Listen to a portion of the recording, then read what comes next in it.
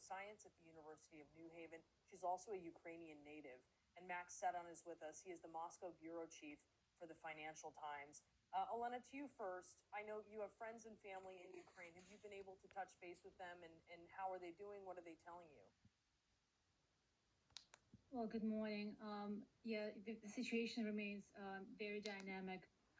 We have been watching the events unfold live, watching horrific scenes of a multi-directional attack coming from the north, the south, and the east of the country, with explosions and missile attacks on critical infrastructure, military units, and airfields almost simultaneously right after Putin announced the beginning of the special operation.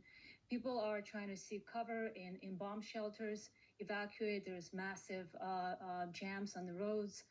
So there's an overall sense of panic. And obviously people are trying to evacuate as soon as possible. But at the same time, President Zelensky addressed the nation again recently and called for calm, for sense of unity. He's still very optimistic about Ukraine's ability to defend itself. So, Max, this is a large-scale aerial assault over the entirety of a large nation. This isn't just border regions between Russia, where you are, and Ukraine. This is over the entirety of Ukraine here. We haven't seen anything like this for multiple generations in Europe. Is there a sense this morning that the Russian people feel like this is what they signed up for?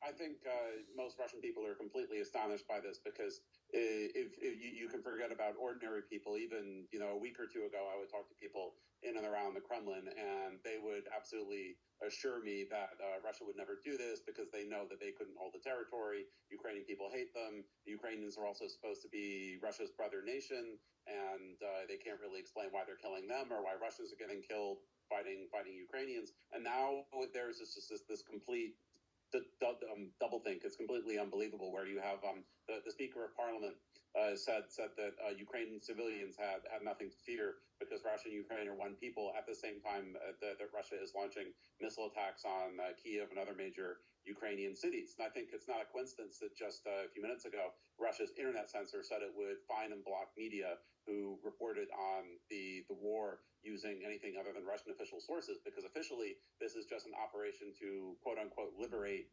the Donbass region in the far east of Ukraine, rather than the full invasion that's actually happening. And I think there's a risk for Russia that could become embarrassing if people really see the full extent of the damage that Russia is wreaking in Ukraine right now. It is stunning, as you say, even to Russians there, Max. Thank you so much, Elena. Thank you to you as well.